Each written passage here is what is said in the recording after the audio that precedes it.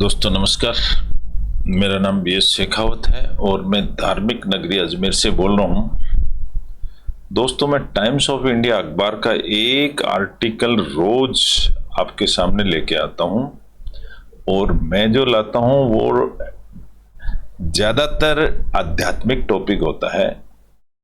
तो आज की डेट का जो आध्यात्मिक टॉपिक है दी स्पीकिंग ट्री कॉलम के तहत वो है देयर इज नो वैल्यू, कोई मूल्य नहीं है इन रिमेम्बरिंग गॉड, भगवान को याद करने का कोई मूल्य नहीं है। लेकिन आगे लिखा है इन ओल्ड एज, बुढ़ा होने के बाद, बुढ़ा होने के बाद भगवान को याद करने की कोई वैल्यू नहीं है। ये आज के चैप्टर का हेडिंग है। आज का चैप्टर लिखने वाले हैं श्री आनंद मूर्ति।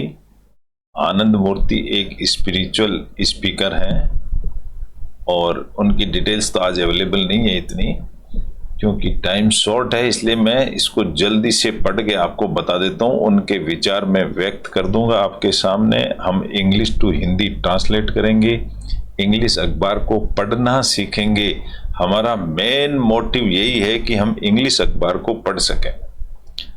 अगर आपने इंग्लिश अखबार पढ़ लिया तो आपको ये समझ लीजिए 50% ऑफ कंपटीशन की प्रिपरेशन आपकी हो चुकी है, क्योंकि बहुत कुछ डिपेंड करता है एक लैंग्वेज के ज्ञान पर। अगर किसी को लैंग्वेज अच्छी तरह आती है तो वो बहुत कुछ सीख जाता है, बहुत कुछ रिप्लाई दे सकता है, बहुत कुछ क्वेश्चन पूछ सकता है, बहुत कंसेप्ट क्लियर हो जाते हैं। और ये तो आप सभी जानते हैं कि इंग्लिश न्यूज़पेपर या हिंदी न्यूज़पेपर पढ़ना एक बहुत अच्छी हैबिट है। इससे तो आप पूरे संसार के बारे में अपडेट हो जाते हैं। तो हमारा उद्देश्य यही है दोस्तों, हमारा उद्देश्य सीखना है, लर्निंग, ना कि किसी को compete करना या किसी को पछाड़ देना। हम अपने आप को बिल्टअप कर रहे हैं बाय रीडिंग न्यूज़पेपर्स। चलिए शुरू करते हैं। हम इसी छोटे से टॉपिक को मैं कॉपी पेस्ट कर देता हूं माइक्रोसॉफ्ट वर्ड में और यहां से हम इसकी डिटेल डिस्कशन करेंगे। दोस्तों, मैंने यहां पर 4 कलर सेलेक्ट करे हैं। येलो कलर है डिफिकल्ट वर्ड्स के, ग्रीन कलर है मेन सब्जेक्ट का, रेड कलर है मेन वर्ब के लिए और पिंक कलर है प्रीपोजिशन के लिए। अखबार पढ़ने की मैं 2 ट्रिक बताता हूं हमेशा ही। पहली ट्रिक है सब्जेक्ट प्लस वर्ब को पकड़ लेना। दूसरी ट्रिक प्रत्येक सेंटेंस में प्रीपोजिशन के बाद एक ऑब्जेक्ट ही आता है। ऑब्जेक्ट हमेशा नाउन होता है, नाउन किसी चीज का नाम होता है। अगर हम ये 2 ट्रिक पकड़ लेंगे, समझ लेंगे, तो हम लोग सेंटेंस स्ट्रक्चरिंग बहुत आसानी से सीख जाएंगे। और जिसको सेंटेंस स्ट्रक्चरिंग समझ में आ जाती है उसके लिए फिर इंग्लिश अखबार पढ़ना बहुत मुश्किल काम नहीं होता है। चलिए हम सब्जेक्ट प्लस वर्ब को पकड़ के मैं आपको प्रत्येक सेंटेंस का सब्जेक्ट प्लस वर्ब बता दूंगा कि मेन सब्जेक्ट और मेन वर्ब क्या है। जो सपोर्टिंग और ऑक्सिलरी वर्ब होते हैं उनका हम डिस्कशन नहीं करेंगे। प्रत्येक प्रीपोजिशन के बाद एक ऑब्जेक्ट ही आएगा, ये सर्टेन रूल है। तो इसको हम पढ़ते हैं आगे। अब देखते हैं सबसे पहले हेडिंग क्या है। There is no value in remembering god in old age. मैं इसको अगर 3 हिस्से में कर देता हूं, देयर इज नो वैल्यू, कोई वैल्यू नहीं है। किस चीज की वैल्यू नहीं है? इन रिमेम्बरिंग गॉड, गॉड को याद करने की कोई वैल्यू नहीं है। लेकिन यहां लिख दिया इन ओल्ड एज, ओल्ड एज में, बुढ़ापे में। तो इसका मीनिंग ये होगा कि अगर गॉड को याद करना है तो जवानी में कर लो, बुढ़ापे में नहीं।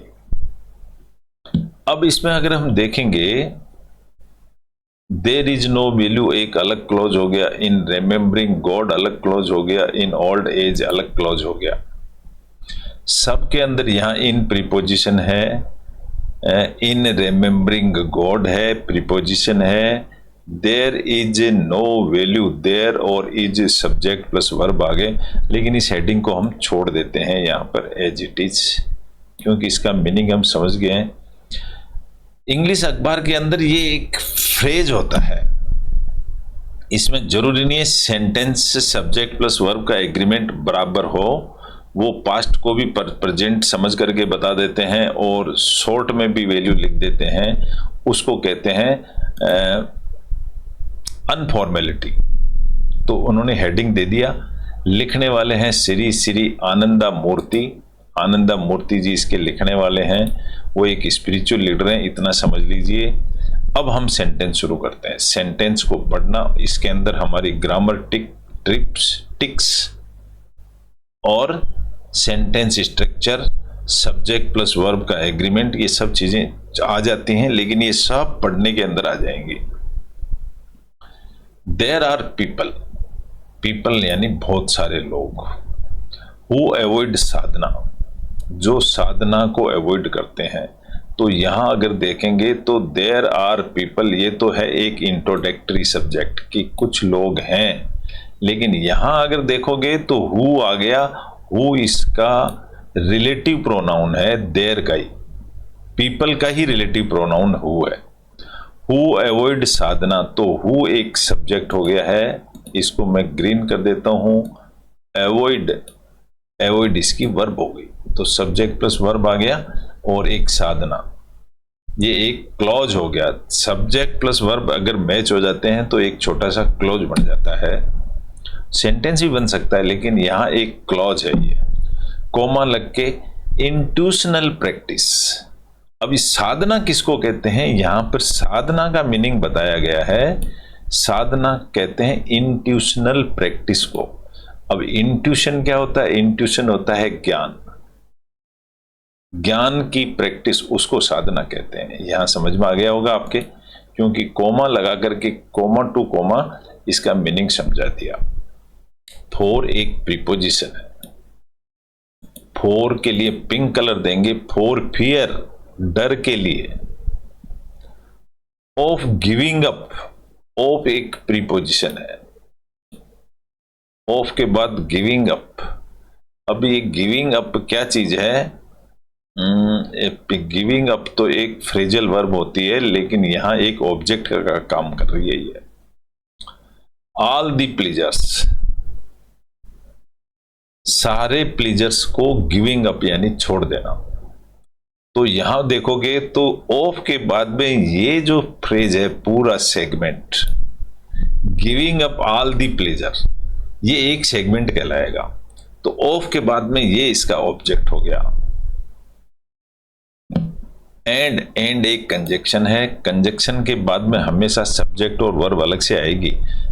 Of and enjoyments of the word, अब यहां पर एंजॉयमेंट्स ऑफ द वर्ड, ये भी एक फ्रेज है, इसके अंदर वर्ब नहीं है। एंड के बाद में कोई वर्ब नहीं है, इसलिए ये एक फ्रेज है। सब्जेक्ट है, ऑफ द वर्ड है, तो ऑफ तो हमेशा एक प्रीपोजिशन हो गया और ऑफ के बाद में एक नाउन आ गया।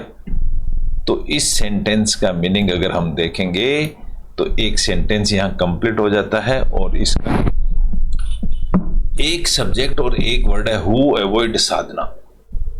वो पीपल की बात कर रहे हैं जो साधना को अवॉइड करते हैं, और बाकी सब इसका डिस्क्रिप्शन है। इसके सबऑर्डिनेट्स हैं, सपोर्टिव हैं, इसके ऑक्सिलरी फ्रेगमेंट्स हैं, ऐसा हम कह सकते हैं, फ्रेजेज हैं। तो इसीलिए हम मेन सब्जेक्ट और मेन वर्ब को लेते हैं।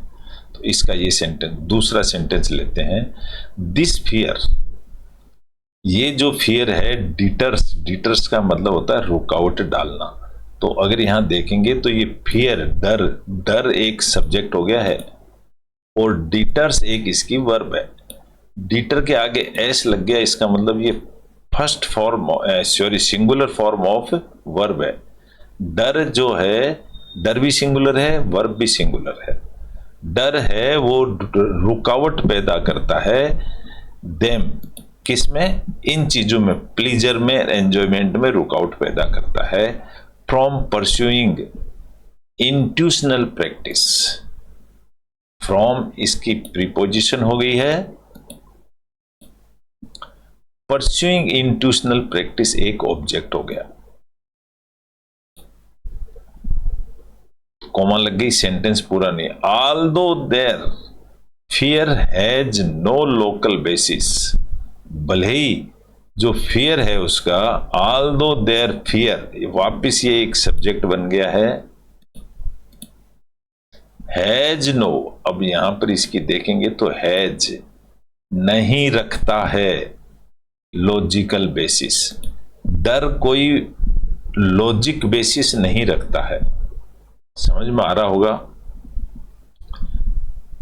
मैं दोबारा समझा देता हूं। There are people who avoid sadhana, जो लोग साधना को अवॉइड करते हैं, इस साधना से जो बचते हैं, इंट्यूशनल प्रैक्टिस से जो बचते हैं, for fear of giving up, उनके अंदर एक फियर यानी डर रहता है, of giving up, giving up यानी छूट जाने का। क्या छूट जाने का? All the pleasure and enjoyment, कहीं ऐसा नहीं हो हमारे से खुशियां छूट जाए, एंजॉयमेंट छूट जाए, ऑफ द वर्ल्ड, संसार का, इसलिए वो साधना नहीं करते हैं। पहला सेंटेंस ये हो गया। ये जो फियर है, दिस फियर डिटर्स देम, ये फियर इनको रोकता है। डिटर का मतलब होता है रोकना, रोकता है from pursuing intuitional practice. Intuitional practice होती है ज्ञान की प्रैक्टिस। ये जो फियर है उनको ज्ञान की प्रैक्टिस करने से रोकता है।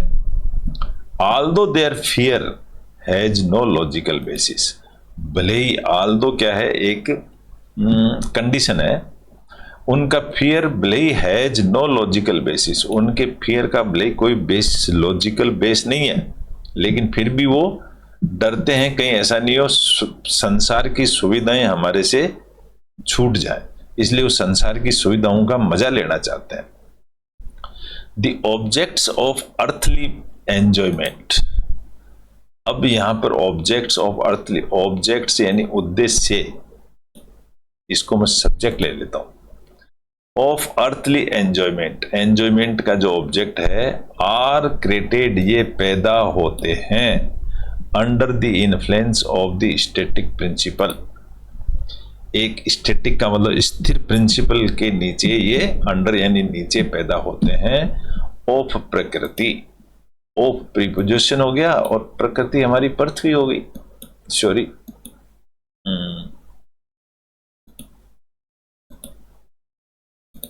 ये ऑफ है, ये प्रीपोजिशन हो गया। एंड वन रिगार्ड्स, एक आदमी जो होता है ना, वन यानी एक आदमी, रिगार्ड्स देम, उनकी इज्जत करता है। रिगार्ड का मतलब इज्जत करता है, किसकी? सुविधाओं की। एज रियल, उनको सच मान करके, due to the dominance of ए विद्या माया, ए विद्या माया की वजह से, विद्या नहीं है ये, ए विद्या, उल्टी विद्या की वजह से उनको इज्जत करता है, सुविधाओं की और एंजॉयमेंट की। विच आल्सो मेक्स, अब यहां पर एक विच, जो कि ये रिलेटिव प्रोनाउन है, लेकिन इसको हम सब्जेक्ट बना देते हैं।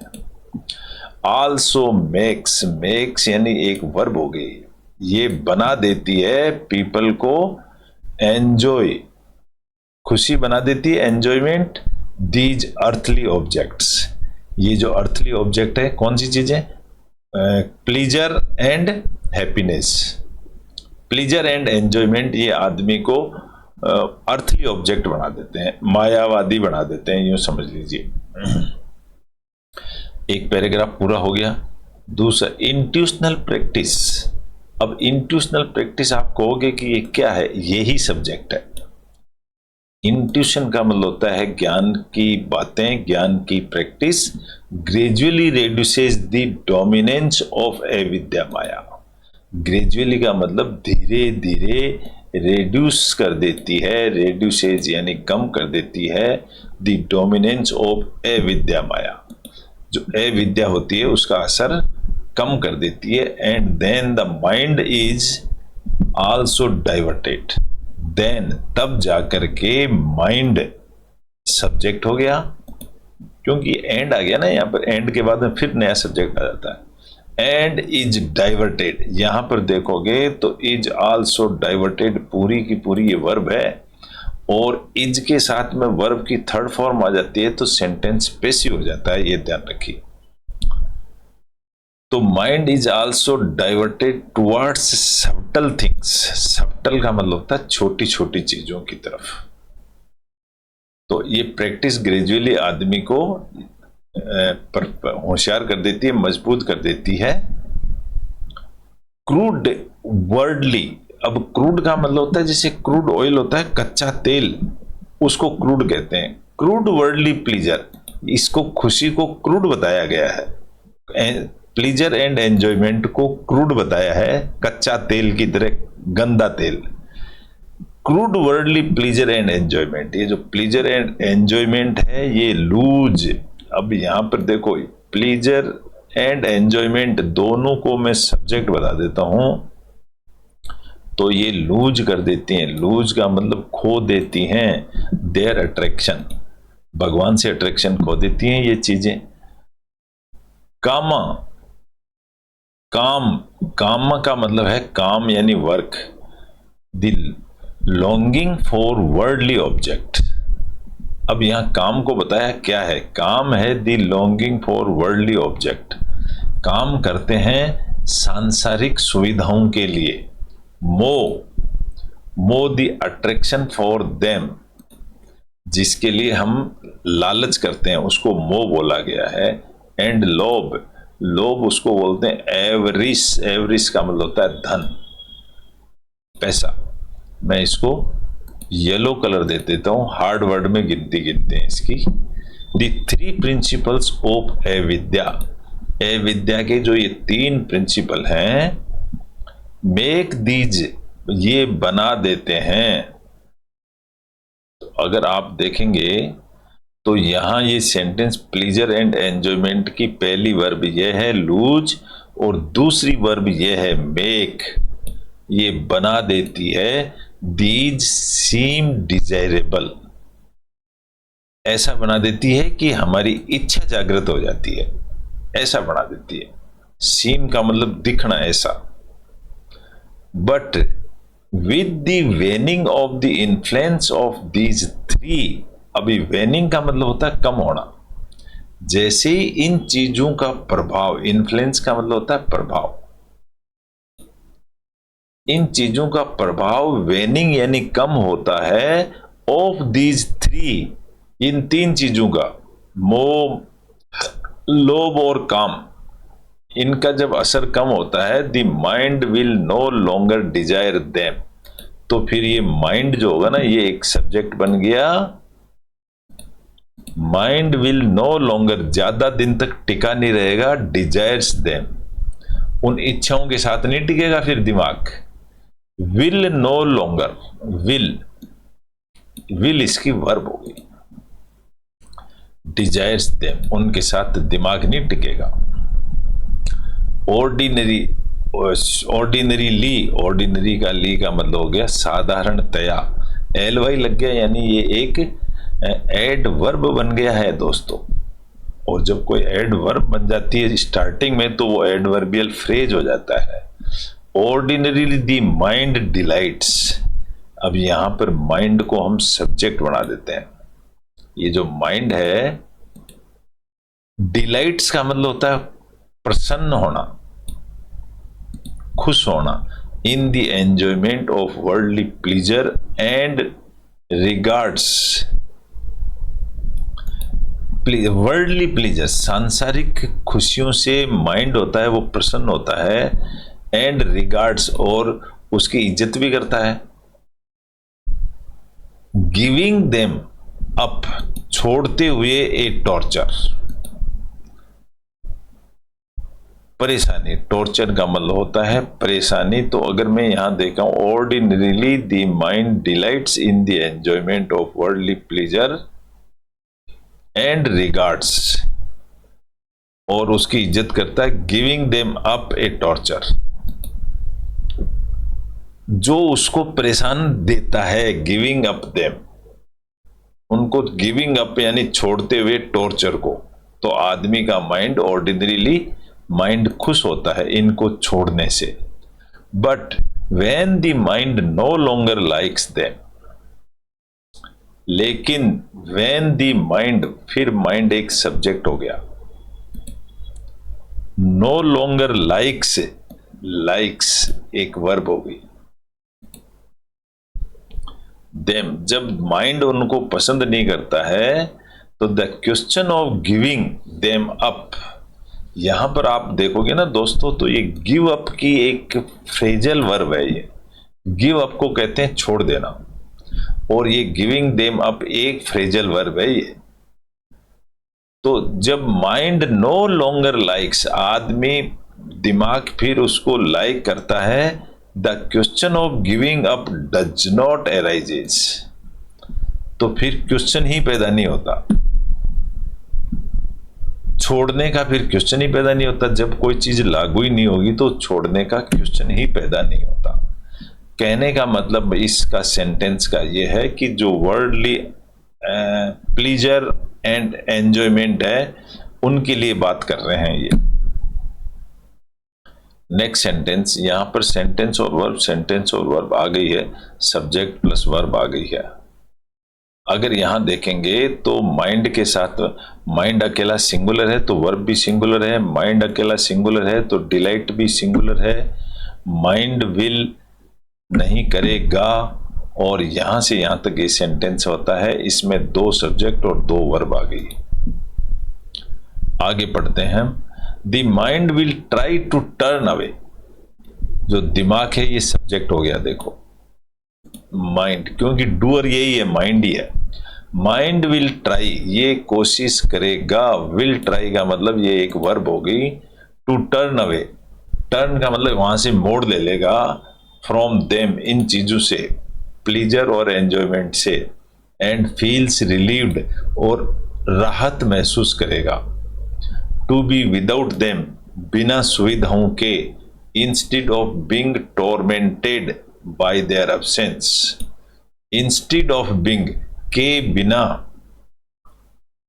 बिना परेशान हुए, बाय देयर एब्सेंस, उनकी एब्सेंट है तो भी बिना परेशान हुए उनको छोड़ देगा तो वो रिलीव्ड महसूस करेगा। यह सेंटेंस कंप्लीट हो गया। 4 is not the unavailability of something, 4 एक प्रीपोजिशन है और ये सेंटेंस के स्टार्ट में आ गई है, तो ये प्रीपोजिशनल फ्रेज कहलाता है। फिर 4 is not the unavailability of something, कोई चीज अवेलेबल नहीं है, अनअवेलेबिलिटी ऑफ समथिंग, कोई चीज है ही नहीं, ओनली डिस्टर्बिंग, जो सिर्फ डिस्टर्ब करने वाली है, व्हेन वी डिजायर इट, जिसकी हम इच्छा करते हैं बहुत ज्यादा, इनकी अनअवेलेबिलिटी है। For is not the unavailability of something, यहां इज आ गया पहले इसलिए क्वेश्चन मार्क आया है। 4 एक प्रीपोजिशन है, प्रीपोजिशन को काउंट नहीं करते हैं, लेकिन सेंटेंस स्टार्ट हुआ है इज से, तो इसका सब्जेक्ट इज हो जाता है। लेकिन इसमें ये इज नॉट, क्या ऐसा नहीं है, is not the availability of something only disturbing when we desire it much, ये एक फ्रेजल वर्ब है, इसलिए सब्जेक्ट और वर्ब इसमें नहीं है। तो ये कंडीशन बताई है, if we do not desire an object. अब यहां इफ देखोगे तो ये कंडीशनल सब्जेक्ट है, वी एक इसका ऑब्जेक्ट सब्जेक्ट हो गया। We do not desire, do not desire ही इसकी वर्ब हो गई। एन ऑब्जेक्ट, अगर हम कार्य किसी चीज की इच्छा ही ना हो, we will not miss it, तो हम उसको मिस नहीं करेंगे। मिस करने की जरूरत है, हमारे को इच्छा ही नहीं है किसी चीज की, तो मिस करने की जरूरत ही नहीं। When it is not there, अगर कोई चीज है ही नहीं तो हमारे को उसको मिस होने का मतलब ही पैदा नहीं होता। फॉर इंस्टेंस यानी उदाहरण के लिए, यहां भी 4 से शुरू हुआ है सेंटेंस, इसलिए ये प्रीपोजिशनल फ्रेज है ये। फॉर इंस्टेंस, उदाहरण के लिए, N alcohol addict, alcohol addict जो आदमी होता है ना, एक दारू पीने वाला आदमी, यूं कह सकते हैं आप, विल बी टॉर्मेंटेड, वो क्या होगा, विल बी टॉर्मेंटेड एक वर्ब होगी, विल सहायक वर्ब है, बी भी सहायक वर्ब है, टॉर्मेंटेड एक V3 है, वर्ब की थर्ड फॉर्म, लेकिन बी प्लस टॉर्मेंटेड हो गया, इसका मतलब ये पैसिव सेंटेंस बन गया है। ये धीरे धीरे समझा दूंगा मैं। एक alcohol addict person will be tormented, बहुत परेशान हो जाएगा, if he does not gate alcohol, अगर उसको एल्कोहल नहीं मिले तो। बट लेकिन if a non addict does not gate A drink, जिसको दारू पीने की आदत नहीं है, उसको दारू नहीं मिले तो he will not even feel it's absence, तो उस दारू की अब्सेंस को वो फील ही नहीं करेगा, मस्त रहेगा। तो ये सेंटेंस का मतलब हो गया। मेन सब्जेक्ट और मेन वर्ब मैंने बता दी हैं। चलिए आगे next sentence, the question of his being tormented. अब क्वेश्चन पैदा होता है, द क्वेश्चन को ही सब्जेक्ट बना दो, डूअर यही है, question of his being tormented. अब अगर आप देखेंगे तो बीइंग टॉर्मेंटेड एक वर्ब हो गई, डज नॉट अराइज, क्वेश्चन ही पैदा नहीं होता, परेशान होने का क्वेश्चन ही पैदा नहीं होता। For he never wished for it, क्योंकि उसको इस चीज की कभी इच्छा ही नहीं हुई, तो टॉर्मेंटेड होगा ही नहीं, टॉर्मेंटेड यानी परेशान। द माइंड गेट्स, अब यहां एक माइंड जो है ये सब्जेक्ट बन गया और गेट्स इसकी वर्ब हो गई। माइंड प्राप्त करता है, सिंगुलर सब्जेक्ट है, सिंगुलर वर्ब हो गई। तो माइंड गेट्स डाइवर्टेड, अब यहां पर दोस्तों देखोगे तो ये भी एक वर्ब है, लेकिन माइंड गेट्स डाइवर्टेड टुवर्ड्स सबटली, सबटली का मतलब सूक्ष्मता की तरफ, सूक्ष्मता की तरफ यूं समझ लो भगवान की तरफ, थ्रू इंट्यूशनल प्रैक्टिस, इंट्यूशन ज्ञान की प्रैक्टिस के द्वारा। अगर एक आदमी गोज डाइवर्टेड, डाइवर्ट हो जाता है ज्ञान की प्रैक्टिस करके, एंड नो लॉन्गर एंजॉय, और आनंद नहीं लेता है लंबे समय तक, किस चीज का आनंद, क्रूड परस्यूट, क्रूड यानी कच्चा तेल की गंदगी की चीजों का परस्यूट, उनके पीछे, परस्यूट का मतलब होता है पीछे नहीं पड़ेगा। तो यहां सेंटेंस ही कंप्लीट हो गया। तो ये सेंटेंस यहीं तक है बस। The mind gets diverted towards subtly, यानी भगवान की तरफ मुड़ जाएगा, थ्रू इंट्यूशनल प्रैक्टिस, ज्ञान की प्रैक्टिस से, एंड नो लॉन्गर एंजॉय, और सांसारिक चीजों का वो आनंद नहीं लेगा, उन्हीं को कहते हैं क्रूड परस्यूट। क्रूड यानी कच्ची, परस्यूट यानी उनके पीछे पड़ना, तो चीजों के पीछे पड़ेगा ही नहीं।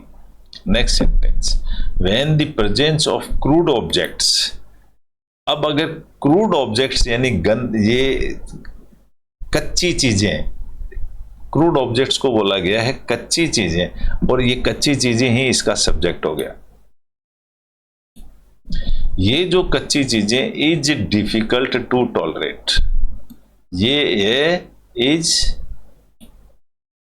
डिफिकल्ट, तो मैं कहूं तो ये इज डिफिकल्ट इसकी वर्ब होगी, इज डिफिकल्ट टू टॉलरेट, इनको सहन करना बड़ा डिफिकल्ट है।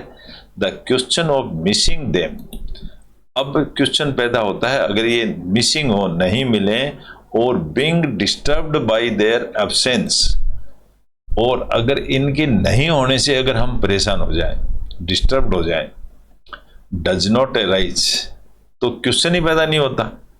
अगर हम इनको चाहिए ही नहीं हमारे को ये चीजें, और नहीं है हमारे घर में, मान लीजिए किसी को नशे की जरूरत है, नशा है ही नहीं घर में, तो परेशान होगा ही नहीं, तो क्वेश्चन ही पैदा नहीं होता।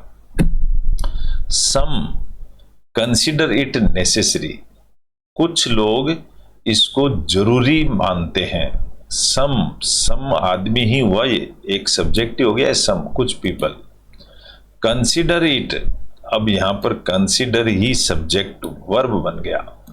कुछ लोग इसको मानते हैं necessary to tear themselves away. To tear का मतलब होता है, टीयर का मतलब फाड़ के फेंक देना, themselves away by force, ताकत लगा के इनको दूर फेंकना चाहते हैं, from the enjoyment of worldly things, सांसारिक खुशियों से, in order to pursue intuitional practice, और वो ज्ञान की प्रैक्टिस करने के लिए, and the fear of their desires, जो उनकी इच्छाओं का जो डर है, फियर यानी डर, टॉर्मेंट्स देम, तो वो जो उनका डर है ना, इच्छाओं का डर, वो उनको परेशान कर देता है, जो जबरदस्ती छोड़ते हैं। इट विल हाउएवर, फिर भी, never be possible to control one's mind, फिर भी एक आदमी का दिमाग कंट्रोल में नहीं होता है, बाय विड्राइंग इट, इसको छोड़ने का, फ्रॉम ऑब्जेक्ट्स और एंजॉयमेंट बाय फोर्स, तो बाय फोर्स छोड़ने की इच्छा किसी की भी नहीं होती है। This would only make the body suffer, इससे क्या होगा, उनकी बॉडी सफर करेगी, परेशान होगी, दुख पाएगी, एंड बिकम सिक, और वो बीमार पड़ जाएंगे। तो इसलिए जबरदस्ती किसी से अगर नशा छुड़वाएंगे तो वो परेशान हो जाएंगे और दुखी हो जाएंगे।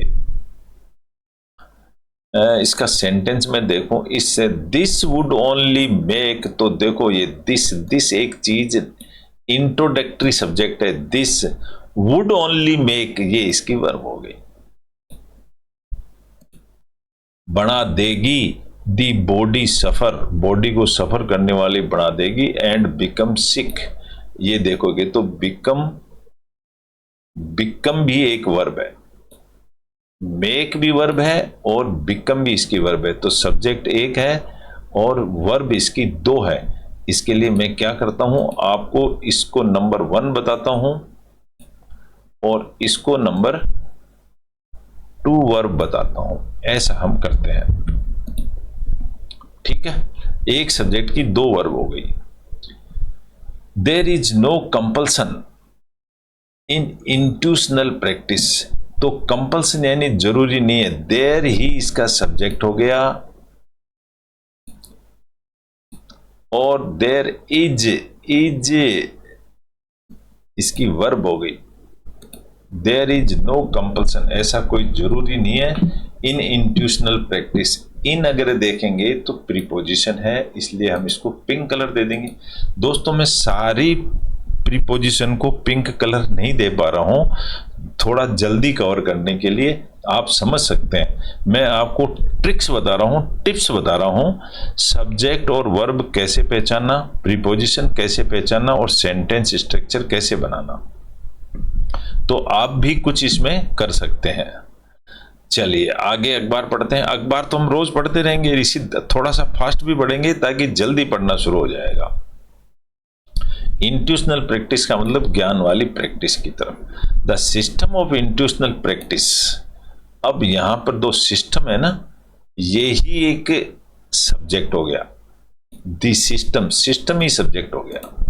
System of intuitional practice is so powerful, is यानी यह है, ये प्रेजेंट सिंपल टेंस में है, ये simple present tense.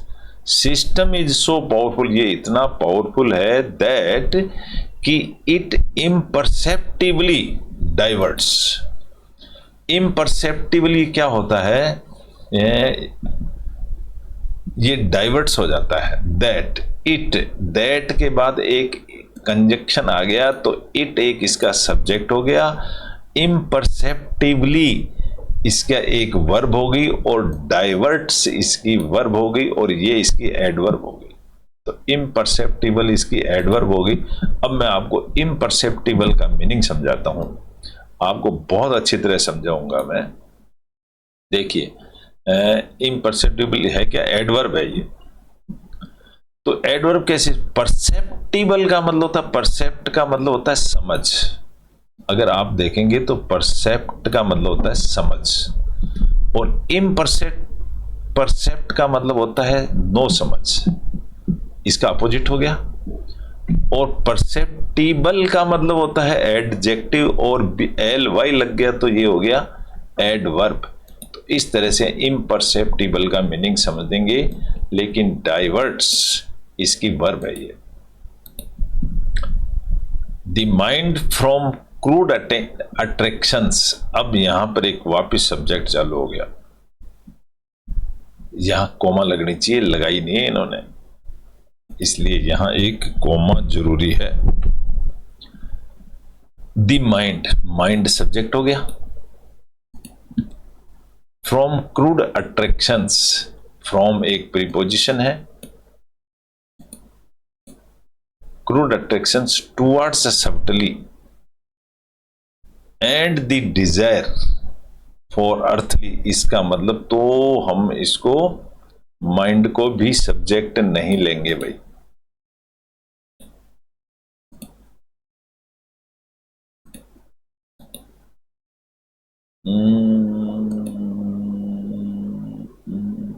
No colour, ओहो मुझे ये ऐसे करना पड़ेगा। तो the mind from crude attraction, जो सांसारिक चीजों से जो अट्रैक्शन है, टुवर्ड्स सब्टली, ओहो सॉरी, देखिए बिल्कुल ठीक है, ये सेंटेंस का ही पार्ट है भाई। इट इम्परसेप्टिबली, ना समझ के कारण डाइवर्ट हो जाता है, दी माइंड, माइंड डाइवर्ट हो जाता है फ्रॉम क्रूड अट्रैक्शंस टुवर्ड्स सब्टली, भगवान की तरफ डाइवर्ट हो जाता है। इसका मीनिंग ये है, I am sorry. And the Dzire, और द डिजायर एक एंड कंजक्शन है, कंजक्शन के बाद डिजायर फॉर अर्थी एंजॉयमेंट्स। अब ये जो डिजायर है ये एक सब्जेक्ट बन गया, कंजक्शन के बाद एक सब्जेक्ट बन गया, तो इसको मैं ग्रीन कर देता हूं। फॉर अर्थली एंजॉयमेंट्स डिसअपेयर्स, गायब हो जाती है। डिसअपेयर का मतलब होता है गायब हो जाना।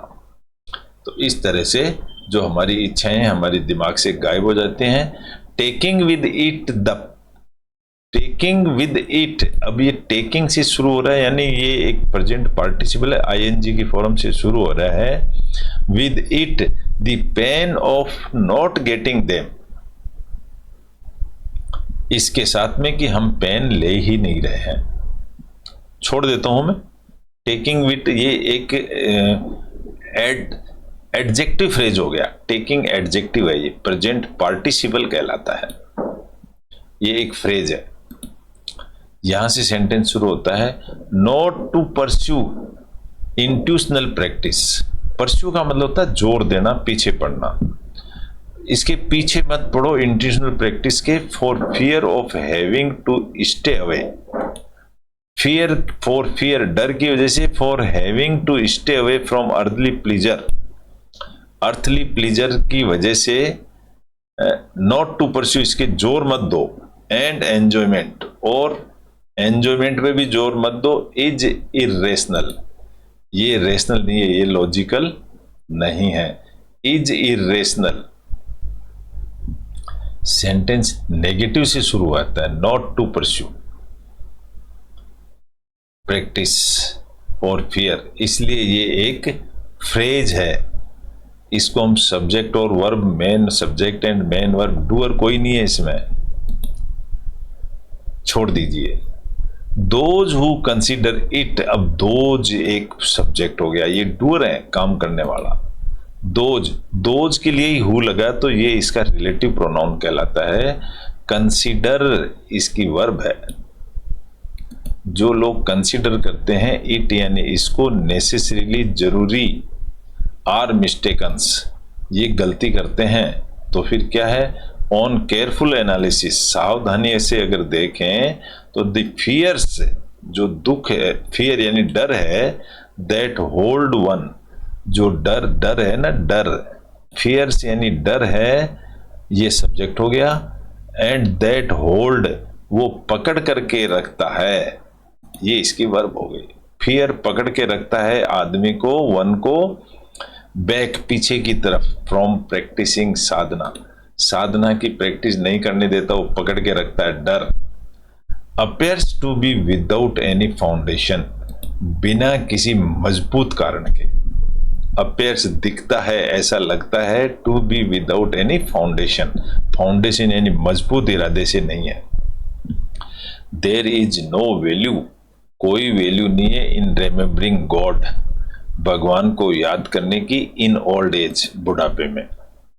When it is not possible, when जबकि ये पॉसिबल नहीं है, टू कंसंट्रेट द माइंड, दिमाग को सेंटर में लाने की पॉसिबिलिटी नहीं है, due to weakness and disease, क्योंकि बुढ़ापे के अंदर हम कमजोर हो जाते हैं और हमारे डिजीज भी लग जाती हैं।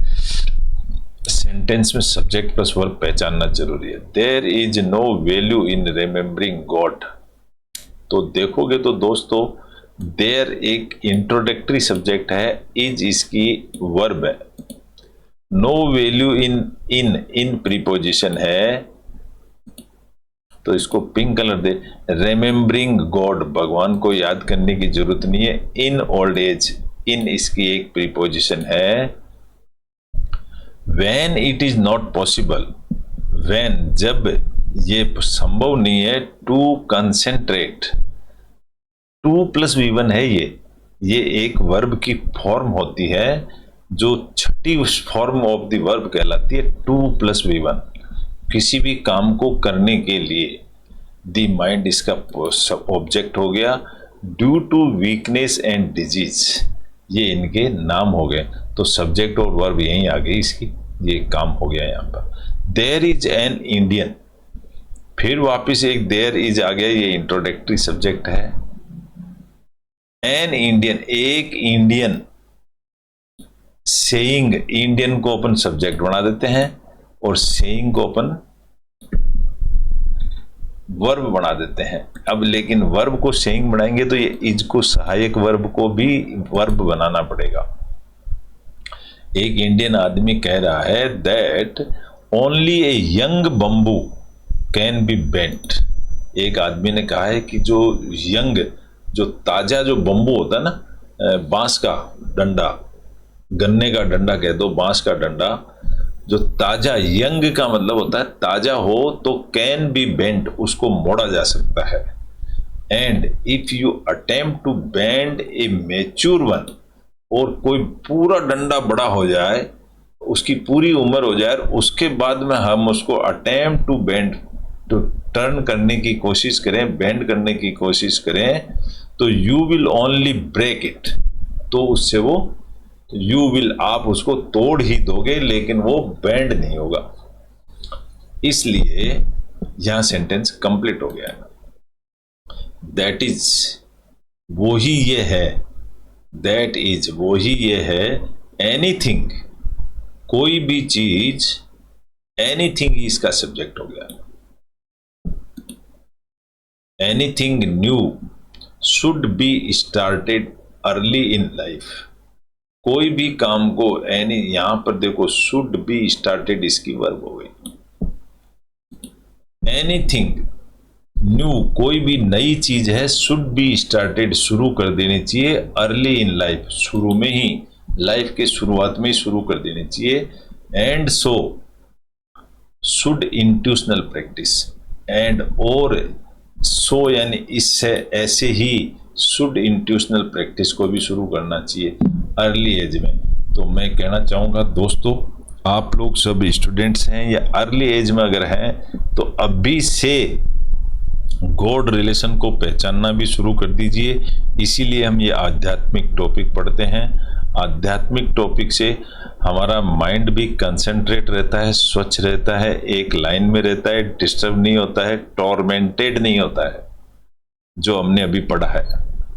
तो ऐसा आज का टॉपिक था। आशा करता हूँ आपको अच्छा लगा होगा। अच्छा लगा तो इसको लाइक करें, शेयर करें, सब्सक्राइब करें और कमेंट्स भी दें। Thank you very much. कल फिर मिलेंगे एक नए टॉपिक के साथ। जब तक के लिए गुड बाय।